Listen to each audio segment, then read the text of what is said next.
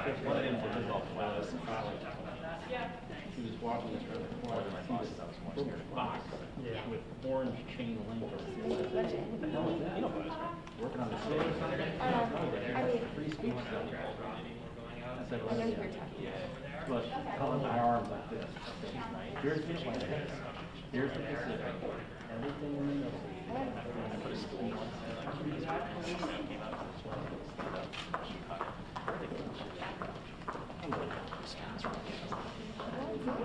I'm sure the decision is so complex. I mean, but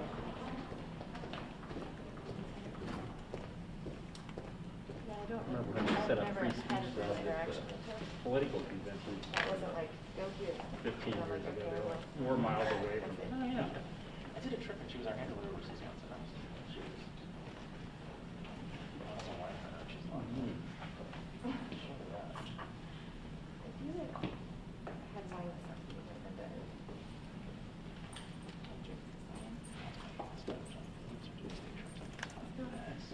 Good one. Where'd you park your motorcycle? Around back. Quick getaway. Obviously, teams are really cool. And usually those are like nowhere near as stressful as like you get to pool center Tuesday and always do like fun little side trips. Social events. That gets us fun. You think they'll be on time? There's a lot of trickling out. I feel like they could be on time. Great. Time's relative.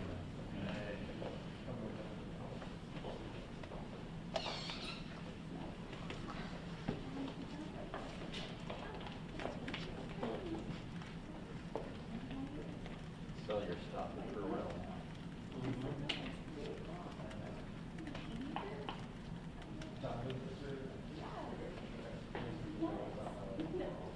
Yeah, just go back to never cleaning your hands like the savages we once were. Take that. Is that a picture of the post today of like the masses that are No? Yeah, those are crazy pictures. Did they put the one with the kid? Like, the kid was throwing the mask in. Like, yeah, right. I saw that on Instagram. I'm gonna shoot a mask at me. I think They just had like 55 gallons of rum someone brought out. some sort of name, kind of like from taxi. Were they like medical grade masks or just cloth? No, whatever these are. They do it in New York every single day. Yeah.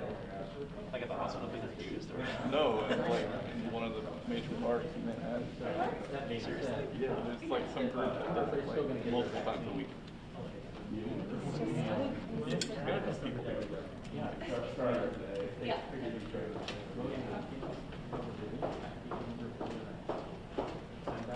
Start selling like this. Yeah. Like the system, it'll still be fine. Like a mesh mask. I mean, that could go either way depending on All the people trying to party their flags or Confederate flags.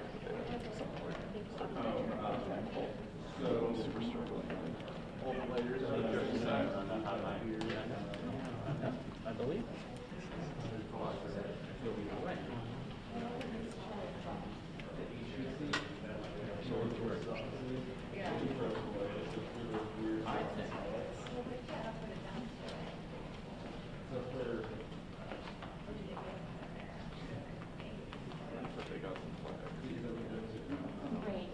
I don't know if it was last week. Years ago, it was just just the blue background. Yeah.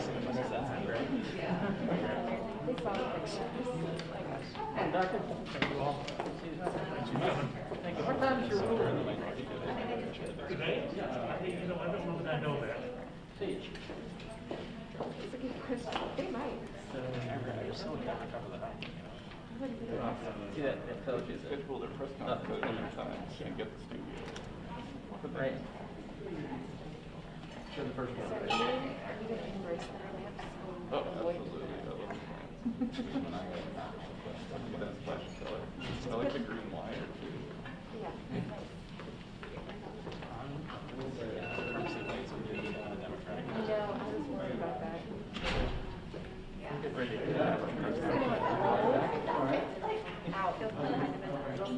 Military stop crawl across the floor.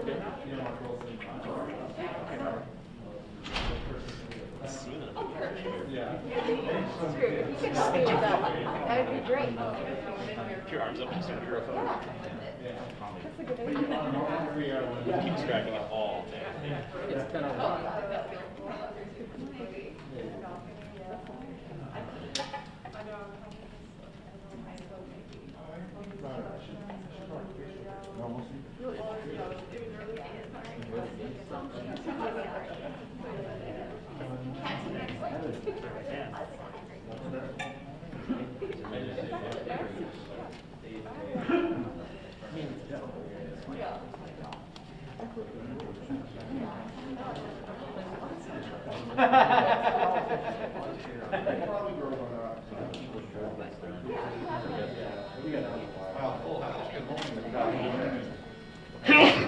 Bless you.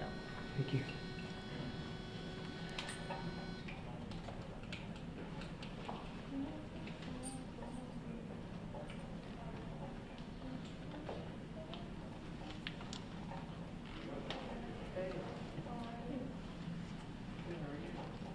Come on through, guys. You're good. Come on through. Yep, thank you.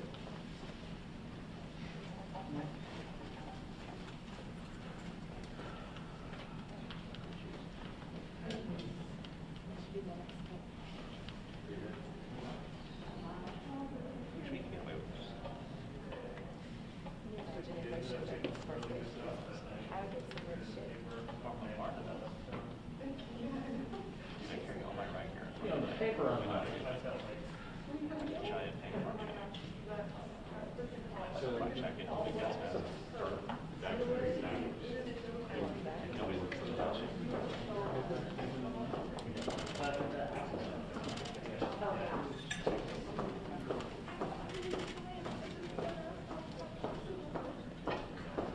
Just for 1.8.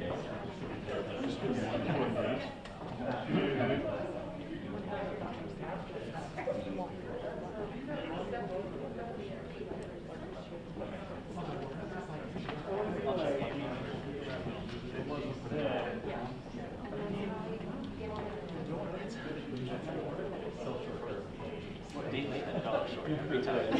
Still get paid.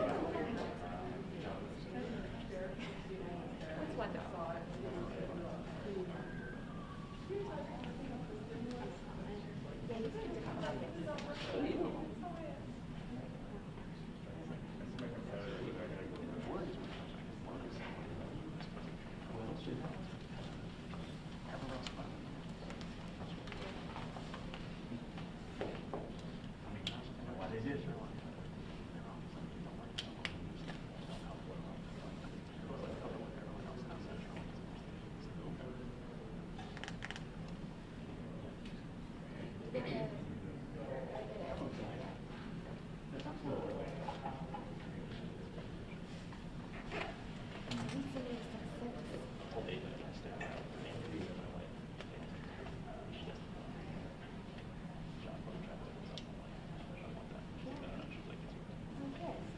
That's great.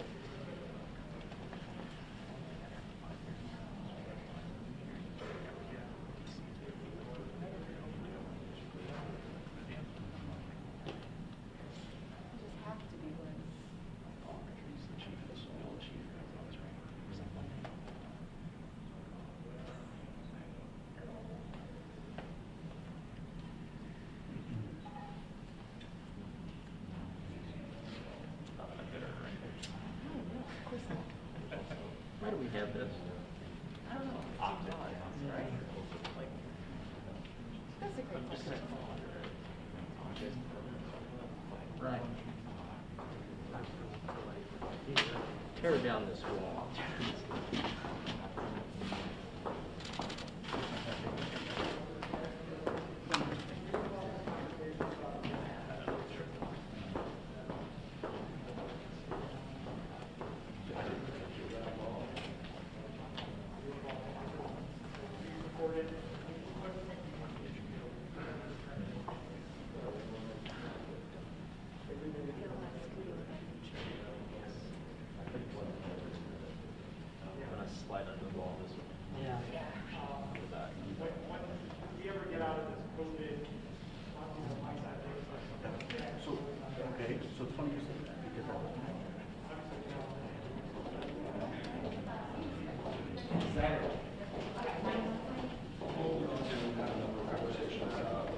ongoing right now. I think this is actually kind of on hold, and we're still having a conversation about how we're going to try to improve the process around this.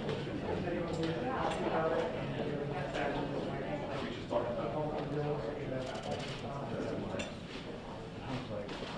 Well, it's ahead, should I tell you? I don't know. All I can do is ask. Decide whether or not you want to ask. No.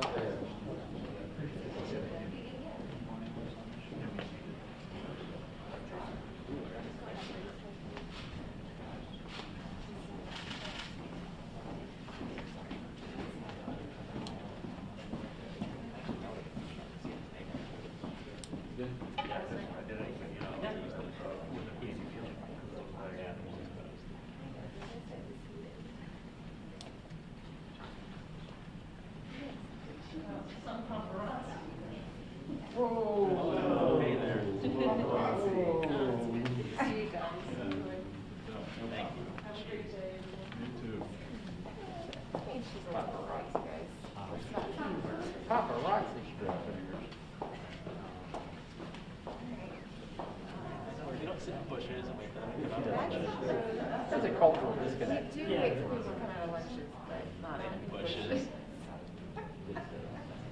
Designated spot where they don't always be.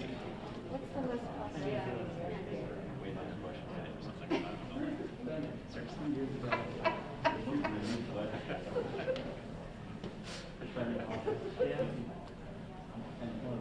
I have not waited in a bush, but I have waited behind a truck. That was in Australia. It was really long. It was from time when I was there. You're in Australia.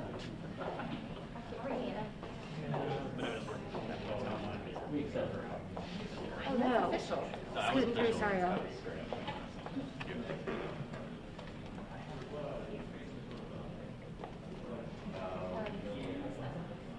Just last week, I had a New York Times to follow.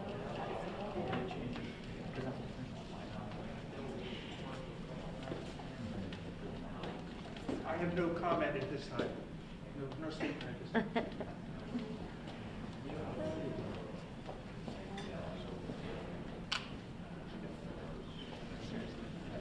Okay, you can laugh now, Wayne. That's cold. Polls are like I have any questions for you. So what are you doing for following? You know the news. I'm still hung up on the paparazzi thing. Yeah.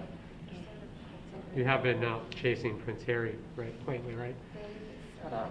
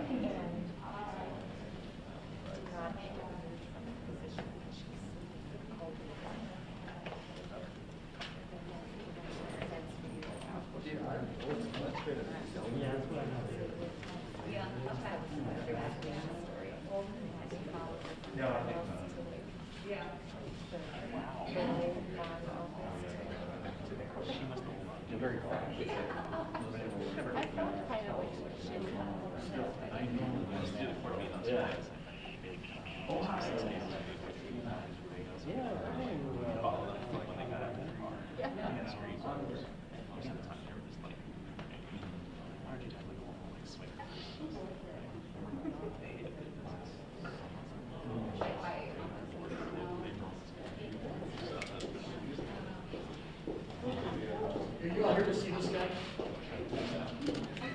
There's a big crowd here. Tiger was like.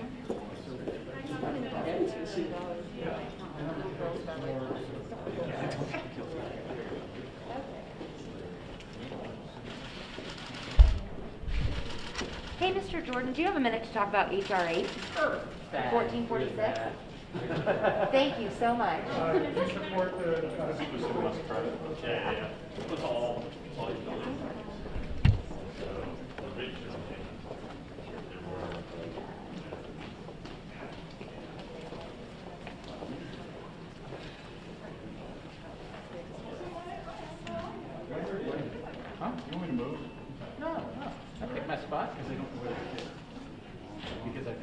Thank you.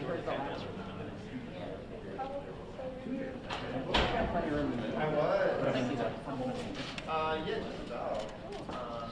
My laptop died, so.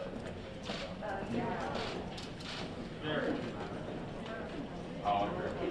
Oh, thank you, appreciate it. Be big on these,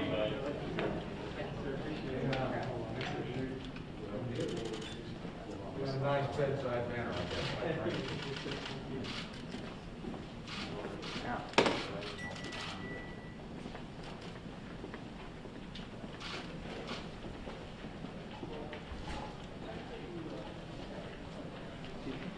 Our temperature's way off.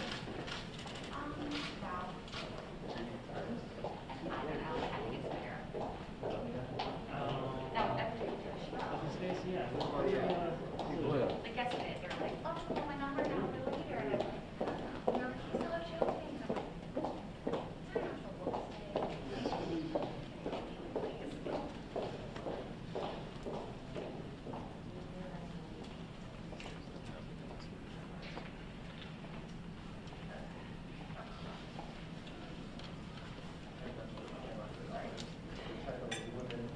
And then she went moving back $99 and 69 cents. She said, that's very great. Oh my God.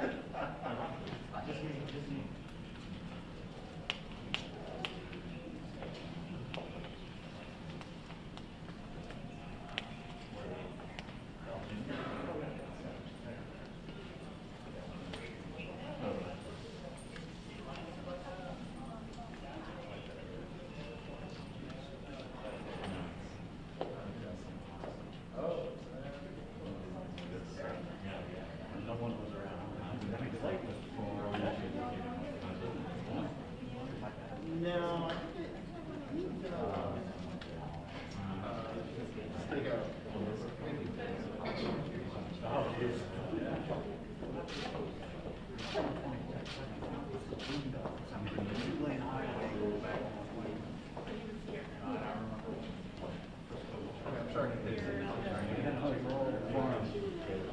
Right.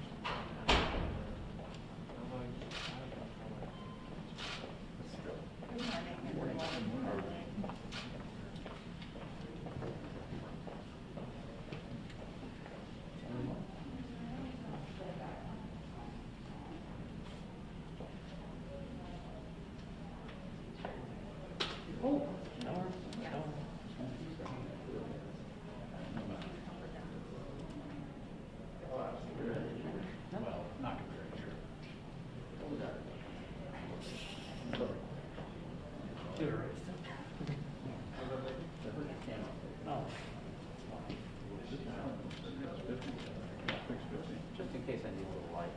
I've been shooting primes for the last month, but a little heavier.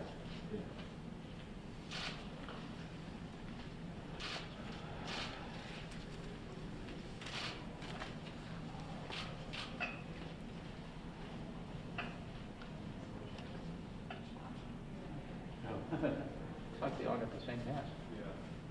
Open schools. Open schools.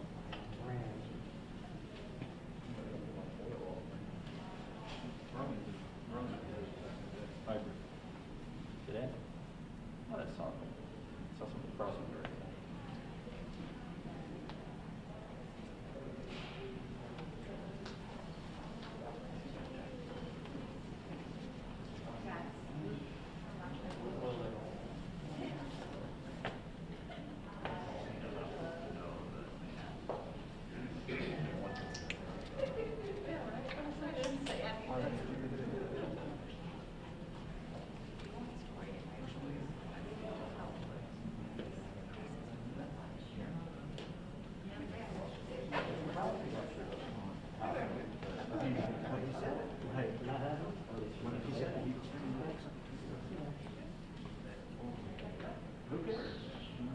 mean, you know,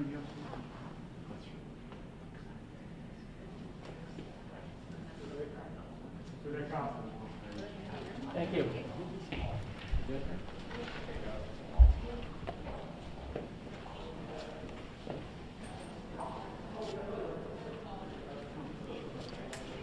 Coming out.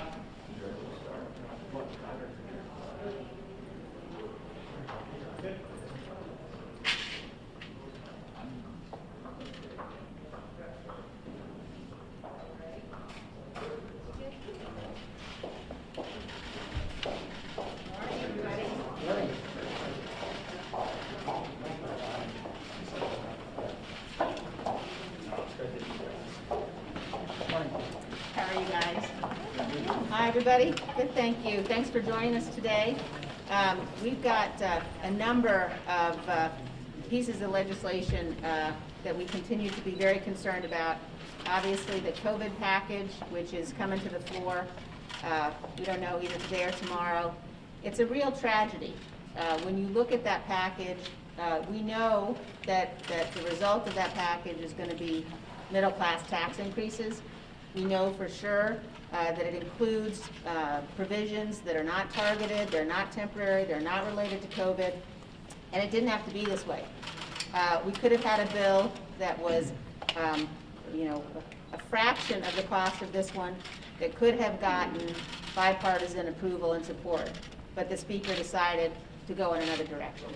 And so we are going to be saddled with a burden, spending burden, and a tax burden that is really indefensible from the perspective of what it actually accomplishes.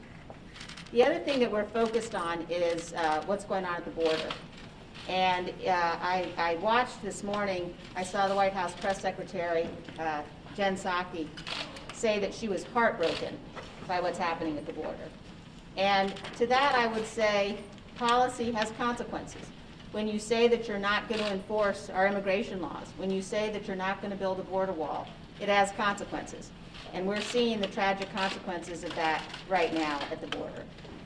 So we are going to be very focused as a conference on what's happening at the border, on working to make sure that as the Biden administration refuses to open schools, they have instead decided to open the border and to let in thousands of people potentially who have got COVID. You've got children at the border that have been separated again from their parents, and being heartbroken isn't a policy. So we expect to see action, and the American people expect to see action. Now with that, I'm going to turn things over to the gentleman from North Carolina, Mr. Hudson, who's going to talk about Second Amendment issues and some of the gun control bills that are on the floor this week. Thank you very much. I'm Richard Hudson, North Carolina's 8th Congressional District. I'm also the conference secretary. Listen, I'm a father of a 5-year-old who's in school. I care deeply about gun violence, and I'm proud that the Republicans in Congress are very serious about ending gun violence. Unfortunately, the Democrats in Congress are not serious about ending gun violence. And it's obvious by the bills they're bringing to the floor this week, which would do nothing to have stopped a single mass shooting in this country, yet they threaten the rights of law-abiding citizens. The Republicans, when we were in the majority, passed meaningful legislation, including the Fix NICS Act, which would have stopped the church shooting in Texas, like the 21st Century Cures Act, which had the most meaningful mental health reform in a generation and dealt with communicating with parents of children in crisis. We also passed the Stop School Violence Act, which put $1 billion into hardening schools, into getting mental health resources to schools, and also into training of law enforcement. I actually have legislation I've introduced that will double the funding for the Stop School Violence Act. The Democrats have rushed 2 bills to the floor, no regular order, no hearing time. They have allowed no meaningful input from Republicans, and these bills, again, would have not stopped a single mass shooting. Not Newtown, not Charleston, not Parkland, not Las Vegas, not Sutherland Springs, would not have stopped the shooting of our former colleague Gabrielle Giffords because her shooter passed a background check. H.R. 8 fails to recognize the fact that every commercial gun sale in America requires a background check today. And HR 1446 creates delays for law-abiding citizens, could be indefinite to acquire a weapon, and would not have closed the Charleston loophole.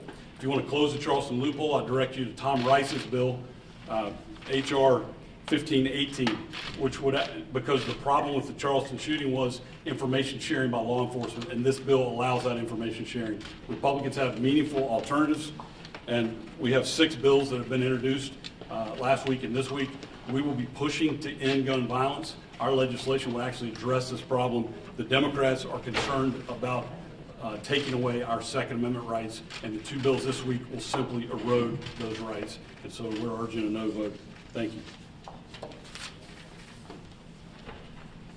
Thank you, Richard. Now I'd like to introduce another member, the gentlelady from North Carolina, who's the Republican leader of the Education and Workforce Committee, Ms. Fox. Thank you, Madam Chairman. The Democrats will have you believe that their radical PRO Act protects the right to organize. All it does is protect the $1.6 billion that the labor unions donate to support left-wing organizations. While trying to garner support for this outrageous bill, I've heard Democrats argue that it's the unions that built the middle class. No, the unions didn't build the middle class. Entrepreneurs and individual workers in this country built the middle class. And what this bill does is take away their freedom, making unions bigger and the individual freedom smaller. There are too many harmful provisions to list in this bill, so I'll highlight some of the more egregious ones. It overturns 27 states' right-to-work laws. It eliminates employees' rights to a secret ballot, allows unions to boycott and picket nearly every business in America, whether they're subject to a union vote or not. The bill reinstates destructive Obama-era regulations, includes California's controversial AB 5 with 0 exemptions, which will deprive millions of Americans the opportunity to work independently and start their own businesses.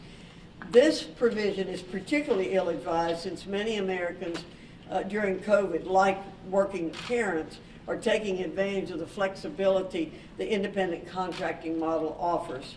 At a time when employers and workers are forced to tighten their purse strings, it's unconscionable that Democrats are pushing a bill that would take millions from workers' paychecks and employers. It also forces workers to hand over their private personal information to a union. AFL-CIO President Trumka testified last Congress that unions will be able to go after workers, quote, in the grocery store and at their homes. This is not the way America operates. This personal information could very well be shared with third parties, subjecting workers and their families to even more unwanted attention and harassment. The bill increases the risk of union corruption and wrongdoing. Federal investigators recently finished their investigation of the UAW, where senior union leaders embezzled workers' hard-earned union dues for personal expenses. Don't forget, federal law already protects employees' right to organize, and Republicans respect this right. Any reforms to the U.S. labor laws should help workers, not union bosses. Now's not the time to reward union bosses and liberal activists with political favors.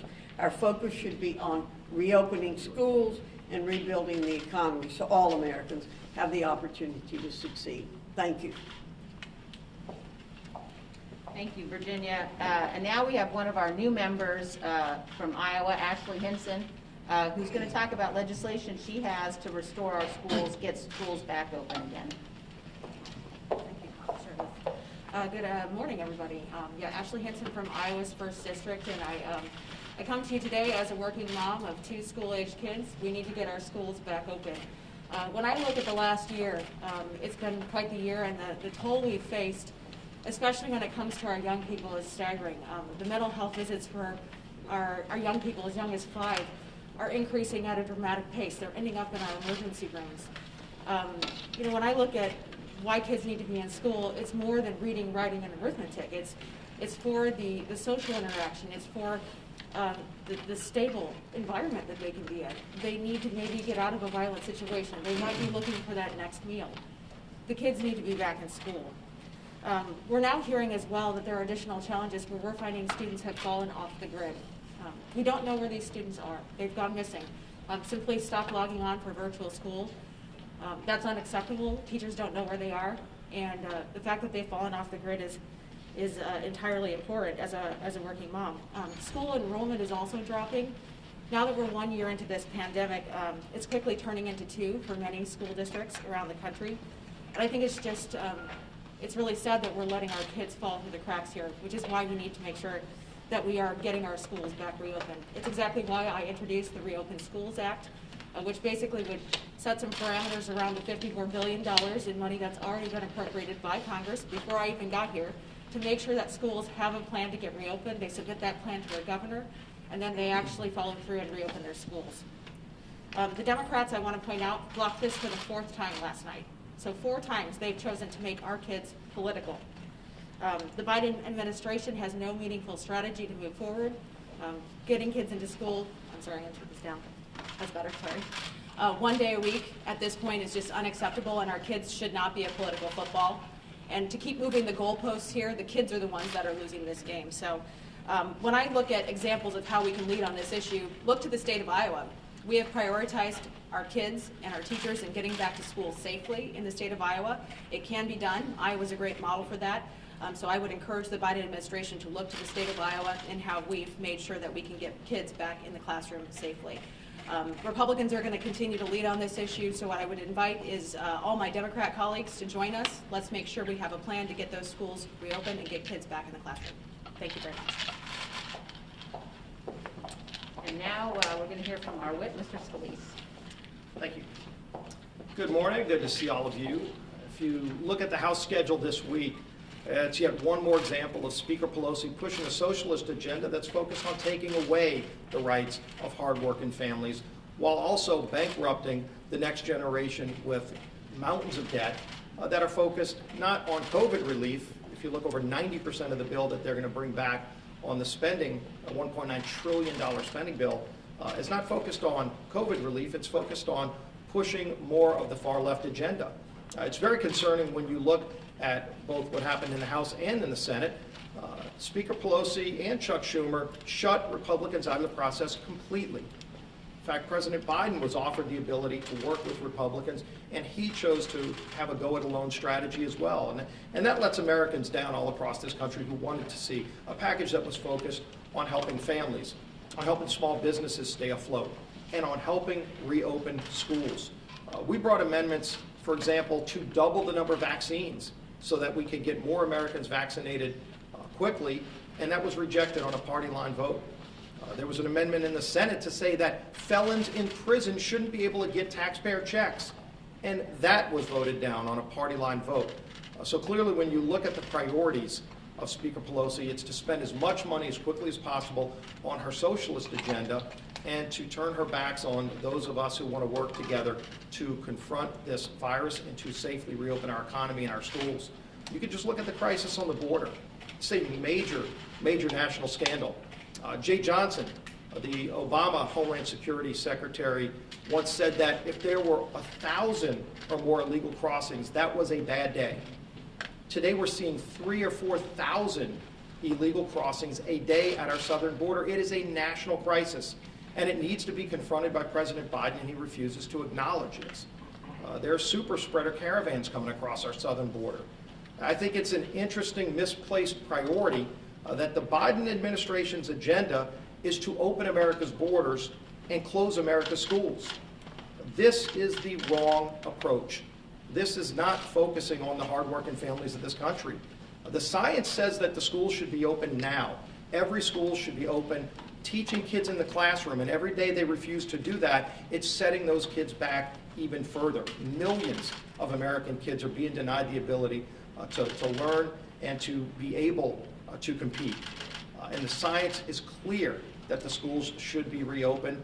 Again, we put more money. Ashley Hinson's bill was offered up during the process of moving this bill forward to say if schools get more money, it has to be to reopen so that kids could be learning in the classroom, and it was rejected by every Democrat, which begs the question, what do they need this money for if it's not to reopen schools during this pandemic? And so, again, we're going to continue to fight for those hardworking families. We're going to continue to fight to reopen schools safely, to follow the science, not the union bosses. When you see a union boss fighting to keep the public schools closed while taking the parents' money, but sending their own kids to private schools, it just shows you they're not even following the science. There's a tremendous amount of hypocrisy and double standard involved in the people that want to take a hard-earned money of these taxpayers across the country while not fighting for them, for their families, for their children. So we're going to continue to do that. We're going to continue to try to fight for an agenda that works for families, not to push this socialist agenda that Nancy Pelosi is bringing to the floor. Finally, I want to mention this scandal involving Governor Cuomo. It's a scandal on multiple fronts. It's not just the sexual harassment scandal, which is very concerning, but it's also the scandal of what he did to seniors in nursing homes, starting with his order that went against federal CMS guidelines, forcing seniors who were COVID positive to go back into nursing homes and prohibiting those nursing homes from testing for COVID, led to thousands of deaths that should have never happened. The Select Subcommittee on Coronavirus Republicans back in June started asking Governor Cuomo for the data. He refused back then, called us names, seems to have a pattern of bullying, but he never gave those families an answer. We are continuing to fight for those families who deserve an answer. It's recently come out that not only did he potentially obstruct justice in hiding the data, but he may have actually directed his own employees to manipulate the data, to lie about the number of deaths that could have been used to help prevent more deaths. And so I would call on President Biden to rescind his designation of Governor Cuomo as the gold standard for COVID leadership. That's not the gold standard. That is an epic failure that led to the deaths of thousands of people, and Governor Cuomo needs to come clean with the American people, with the people of New York, parents, children who lost their grandparents and their parents, who demand answers, who deserve answers to that data. And we're going to continue fighting for those families. With that, why don't we open up? I have a question for you on the suspension votes last night. Democrats pulled 13 bills from the floor because a number of Republicans were threatening to force roll call votes amid just a broader frustration around how the House is being run in the majority. Do you agree with that strategy? And are you worried about going down this path? Because one of the bills was one that you were a sponsor of. Yeah, look, there's concern about what's happening on the floor, but just look at this week. 10 of the 11 bills being brought to the floor this week did not even go through committee. And you've seen this pattern by Speaker Pelosi, who famously said years ago, you got to pass the bill to find out what's in it. When she rewrote Obamacare in her office after it came out of committee, now she's not even bothering to go through committee with major pieces of legislation.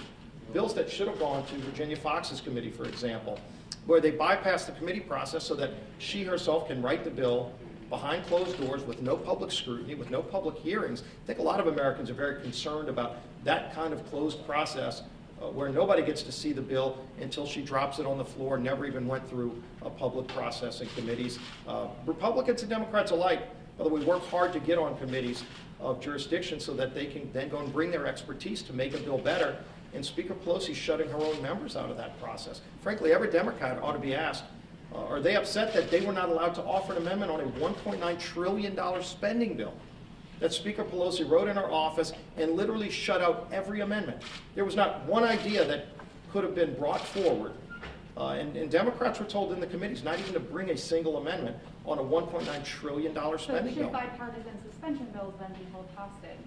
I don't want to see any hostages. I want to see an open process. I want to see Speaker Pelosi open up the House process to amendments by Republicans and Democrats, to bring in bills through committee again, something as basic as just having public hearings in committee on bills. And I think a lot of people are getting frustrated, including her own members, who don't like this closed Pelosi process. And to follow to that, who is leading this charge for suspension bills, and what is leadership advising this group that is trying to push for suspension and motions to adjourn, when it comes to how to proceed with the... Yeah, those are individual members. That's not a leadership decision, but as a Republican leadership, we've called on Speaker Pelosi to open up the House process, to not, again, for example, getting rid of the motion to recommit.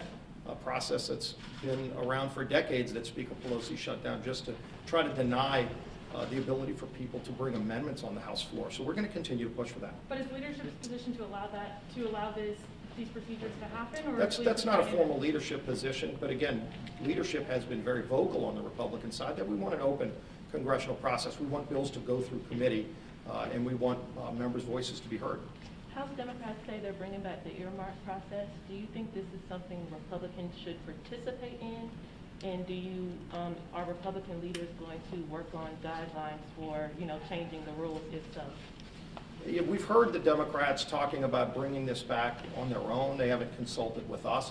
Clearly, we've had a lot of conversations. We had a meeting last night that was widely attended by the Republican conference, and our members have a lot of different views on this. But one thing I think that's universal is we share a lot of concern about the abuses that happened in the past, and we don't want to see those abuses brought back. So this is going to be a continuing conversation amongst House Republicans.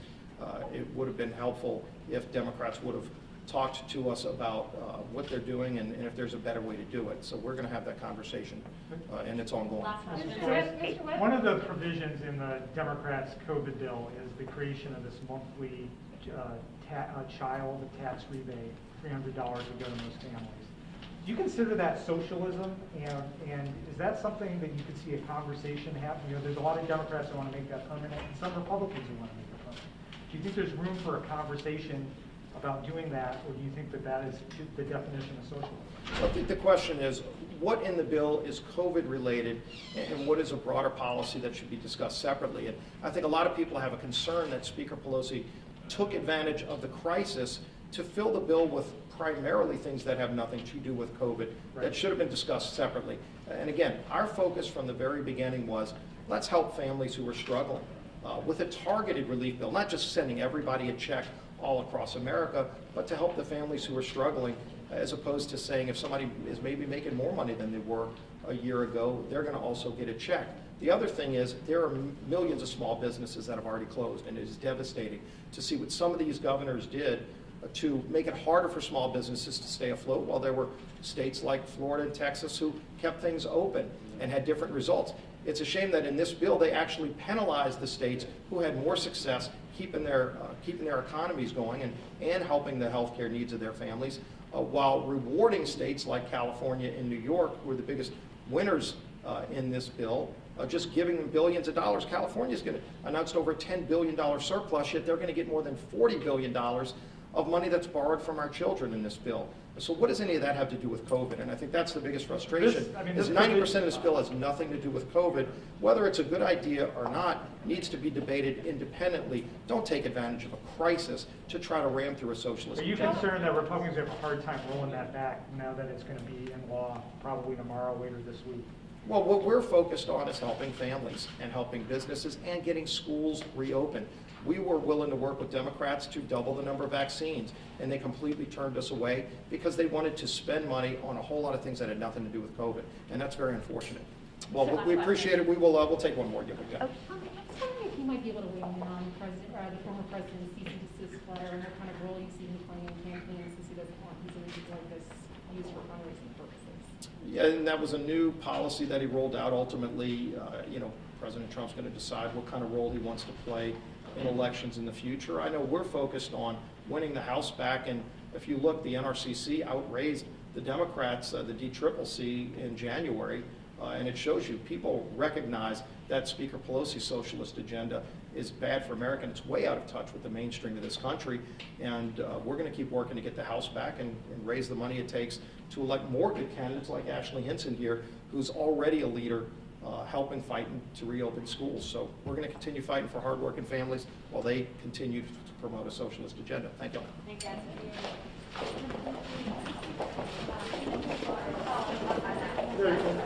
Okay, thank you. John, thank you. Go on to the studio. All right. Michael, see you, buddy. See ya. Thank you. I